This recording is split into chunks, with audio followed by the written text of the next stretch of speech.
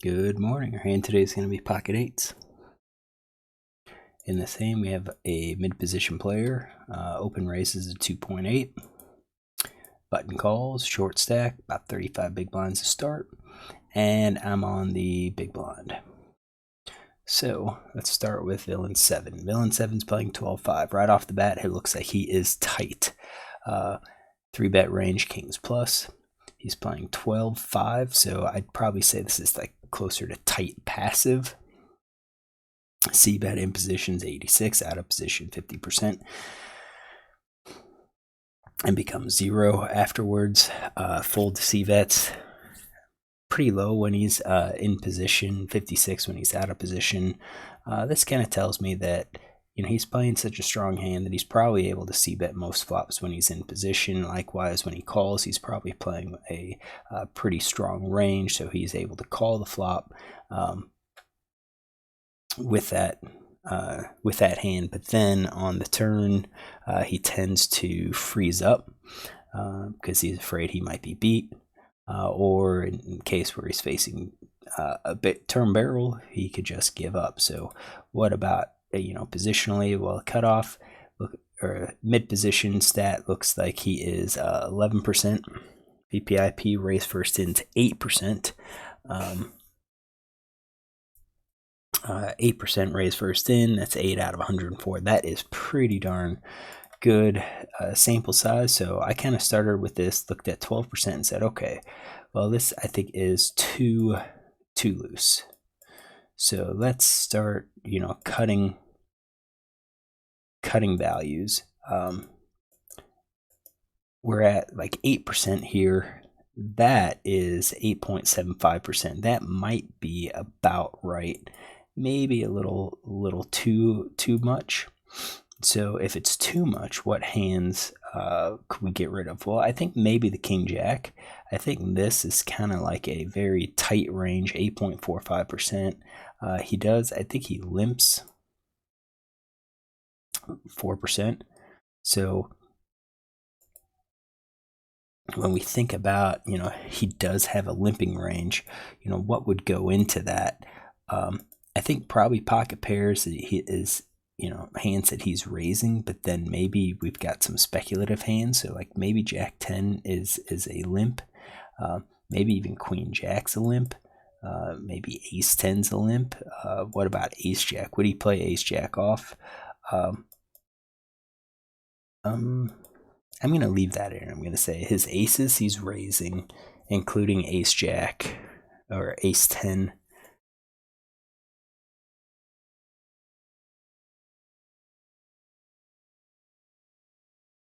Ooh, that's tough. King Jack or Jack 10. If he limps, probably limps with King Jack and raises Jack 10. We're going to say this is his range. Raise first in range. Villain 1's playing 2010. Little bit more standard. I've got he has called 2 bets, 2.5 big blind bet, then a 12 big blind 3 bet from early mid position with 6-4. He raised C-bet with trips. I think he's able to probably play against opponents. On the button, you can see he's playing about 28% here, VPIP. A pre-flop raise 10%, 3 bets 3%. He calls 2 bet 19% of the time. So about 20% of the time is what we're looking at. Right here, I start with, let's see here, 28%. All right, I do remove the queens, kings, aces, ace, king. This is probably a wide range. So let's kind of narrow it down. Let's say he is playing that. That's looking at like 20.8. He's got the suited kings. If he doesn't have the suited kings, we're at 18%, so something like that. I do think Jack 10 offsuit's probably a call. Maybe even these other offsuit broadways are probably a call. This is 19.6. I think we're close enough. And then it comes to me. We're facing a mid position player. I'm gonna say this is a tight mid position player. So this is 3-better call range. This is a 3-bet range versus early position. We're in the big blind. We do have an expanded calling range. So, well, that's our raise first in range. Let's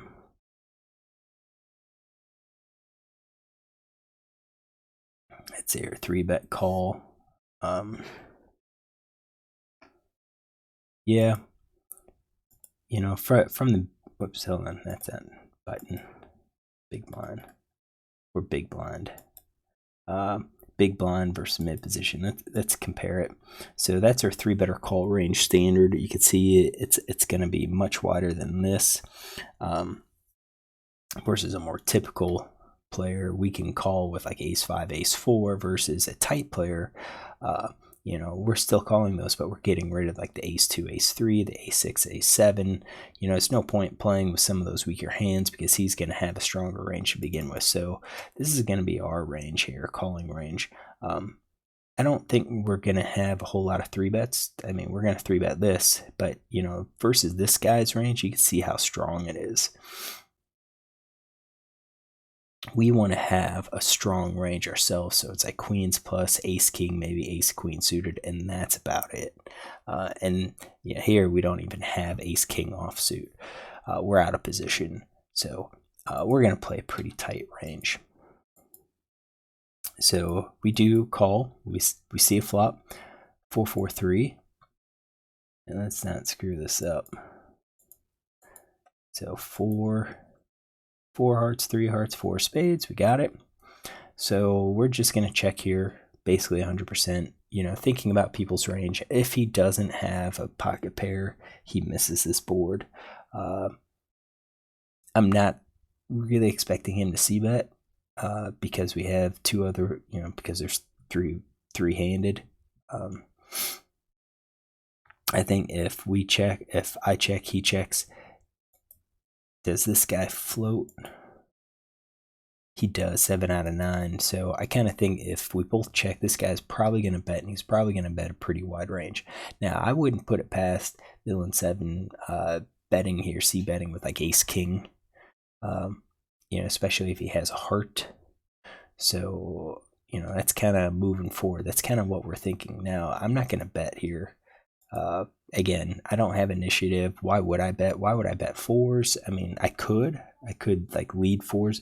Maybe I lead 3-4 if I happen to have it in my range. I just try to represent that I have some pocket pair, maybe 5, 6, 7s or 8s or something like that, and that could kind of get us all in versus a higher overpair. But I think we can go with a check. As expected, Villain 7 bets here. We're gonna bet, you know, overpair. He's gonna be betting here. I think the flush draw is probably gonna be betting. I'm not sure if all of his overcards are gonna be betting. We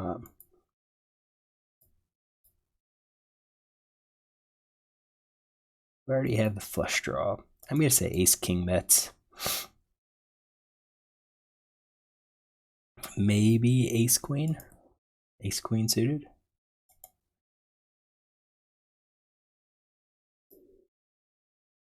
Okay. There we go. How about 2-card backdoor flush draw? Let's add the queens there. Ace queen.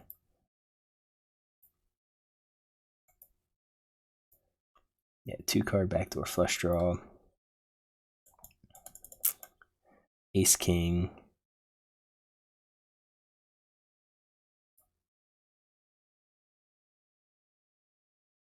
Okay, that's probably good. 50 some percent. Villain 1 folds, so I do think he would have called with his, you know, basically any pair here, even probably pocket 2s. He doesn't really have a much of a fold to c-bet stat, so I think a pair, flush draw, open ender, gutter. And I think he's calling with all of those, possibly 2-card backdoor flush draw. So he just doesn't have anything. Now it's on us. What do we do? So the question is, what can we represent if we 3-bet here, and what does that accomplish? If we 3-bet here, we're going to get called by the overpairs, we're going to be called by the flush draws, and I do think those are hands that he is betting here. So, you know, out of this 53% C betting range, I think the overpairs represent 62% of them. Most of them are overpairs. I think this is a bad thing to have. I think we could get a better idea if we just check here, or if we call, and then, you know, on a, let's say a low card flop, so anything less than an 8, if we check and he bets again, there's a good chance that he has that overcard. We could probably just get rid of it.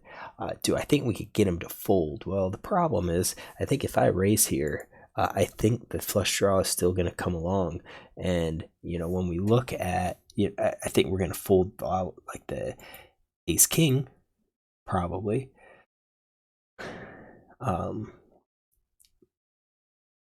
I think that we could fold out the ace king that doesn't connect with his flop, so like the spades or the hearts. But I think overall we're not getting enough folds. So I think check raise could be 3 of a kind here. 3 of a kind, we're targeting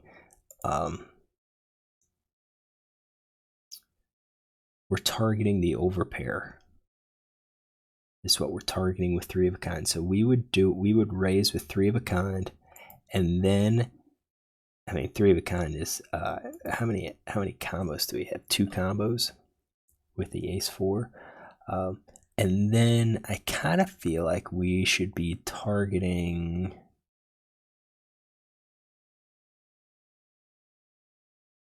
maybe you throwing in like ace 5 of hearts, you know, the nut flush and the straight draw.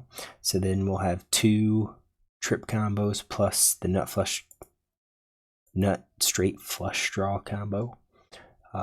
So I'm going to exclude that from our check raising range. And maybe like one of these other aces. That's about it. Everything else, the overpair, I think we call. I think we could call the ace high, maybe, just to kind of see what develops. I think we'll call the gut shot, the open ender, maybe some of our 2-card backdoor flush draws. I think if we do it with some of our 2-card backdoor flush draws, we're going to be doing it with like hands that have some blocking value. So maybe those hands. Let's do this. Like ace jack.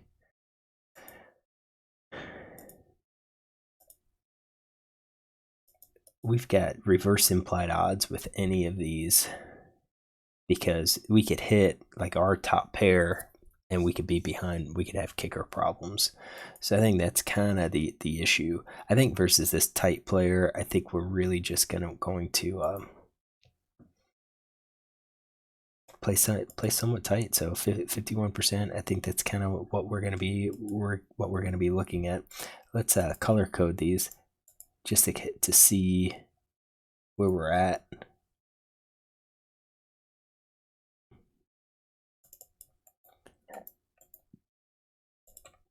Take out that ace 5, and we're going to put that in there. So you can see that we are more value than bluffs, and I think that's okay. Flush draw, overcards. Yep. All right. So what do? I called. So I'm glad I didn't raise here. I don't think we have a reason to raise. Now the king of clubs comes out, and unfortunately I think this is kind of a bad card for us because it doesn't tell us about villain 7's range. I think if villain has an overpair, so queens to 9s, he's going to freeze. He's not going to bet. Now that might allow us to take a stab at the pot on the river and maybe generate a fold.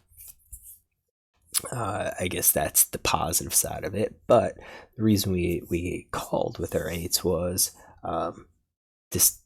our assumption was that if villain checks behind on the turn, then he didn't connect. This makes it a whole lot harder to make that read. So we check, and I think that's probably the right play.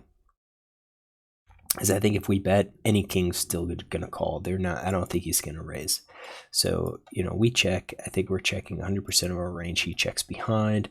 So I don't think he's checking a full house at this point. I also don't think he's checking the overpair.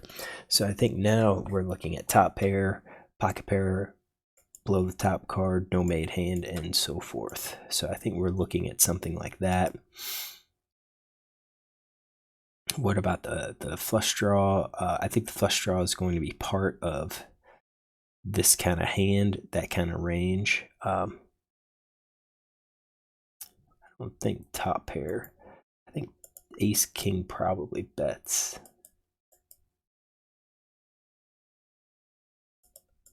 I think ace king bets, but maybe king queen just freezes.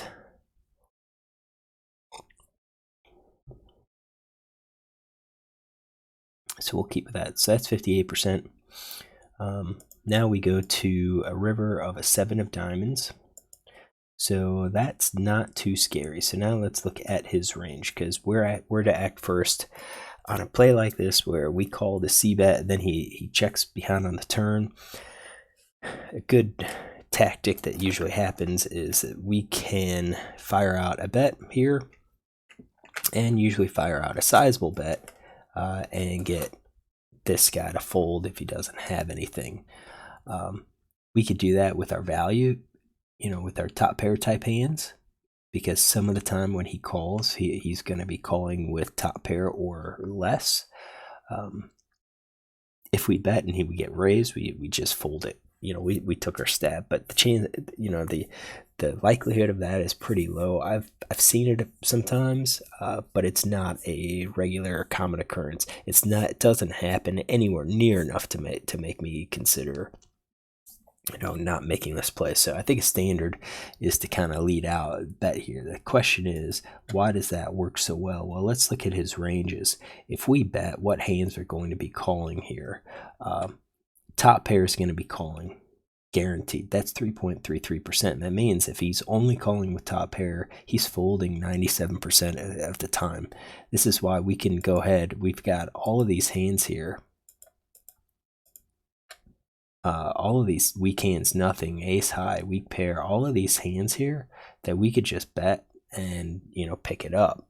Now obviously I think one of the things we're hoping for is getting paid. So for value, if we bet a full house, if we bet a straight, I think anytime he calls, we're getting that value. If we check, is he going to bet top pair? Maybe.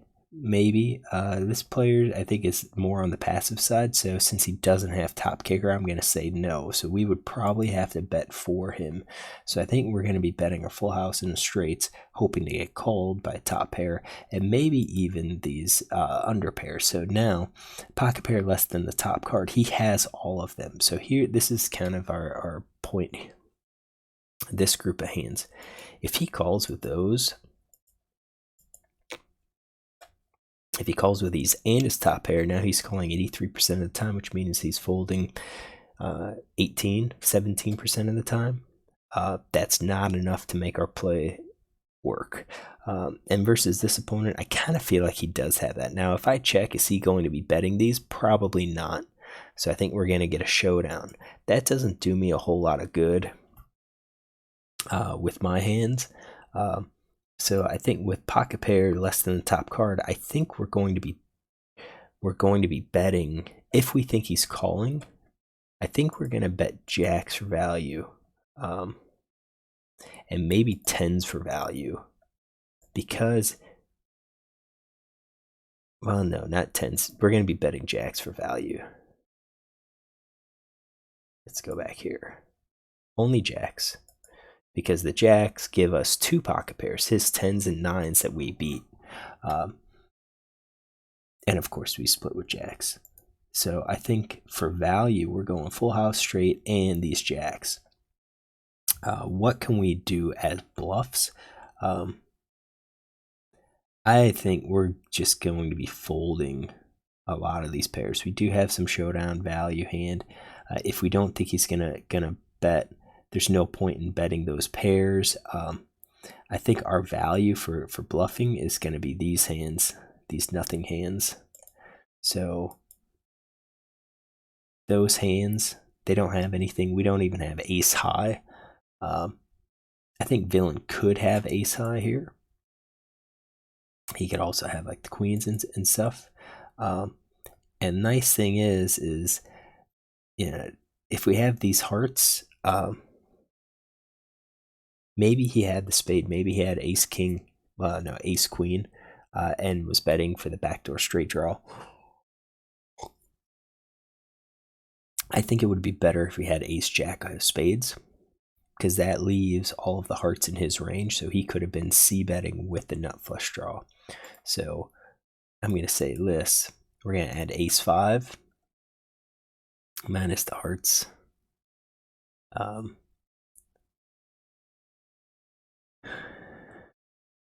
Yeah, an ace jack. Again, we want to select it. We want ace jack of the clubs, and then we want the non. We don't want the hearts for the ace high, and I think we're going to get rid of that nothing too. So that gives us about a third, a little more than a third that we're betting here, as a bluff to go with our full house and straights. And that's because I kind of think that these under pairs, the queens, jack, tens, and nines, are probably going to call. I don't think this guy's going to necessarily fold. What's his folded bet, river bet look like? 63%. Call bet 38%. Yeah, I think if I bet, I'm getting called. So I just checked. He checks behind. I think that's standard with all of his hands except, well, no, I think that's going to be probably standard with his entire range, even king, queen. So we see river, he shows ace, queen of hearts. And I think that's why if we didn't have a heart, we can bet because it makes it more likely. I'm sorry, if we didn't have like the nut flush draw or the flush draw, I think that makes for a good bluff because it makes it more likely that he has hearts in his hand, or increases the chance that he has hearts in his hand and he was strong for that heart flush. And those are the hands that we want to bet, because like, yeah, our ace 5, ace jack hands, we can't win, because it would be fours with the ace king and then whatever his kicker is. All right, so do I think I misplayed this hand? No, not really. It's good to work through this hand. I'm okay with calling. I don't think we really would have had a way to win this hand. Yeah, with eights we could bluff, but I think we have some showdown value here with the eights. And I think, but I think eights, it's showdown values with, like, in this situation where he doesn't have a pair. We're going to win with our pairs. So, why not just check behind or check here, get to the showdown, win with our pair, versus betting, and whenever he calls, we're going to lose. So our bet we would be turning the eights into a bluff instead of letting our eights realize their value. So it's good to work through the hand, kind of figure out what our bluffing range is based on his range. We had ace queen in his range. That's good to know. And yeah, this is a spot I don't think I would raise a c bet. All right, hopefully you enjoyed this. If you do, look tomorrow for another hand.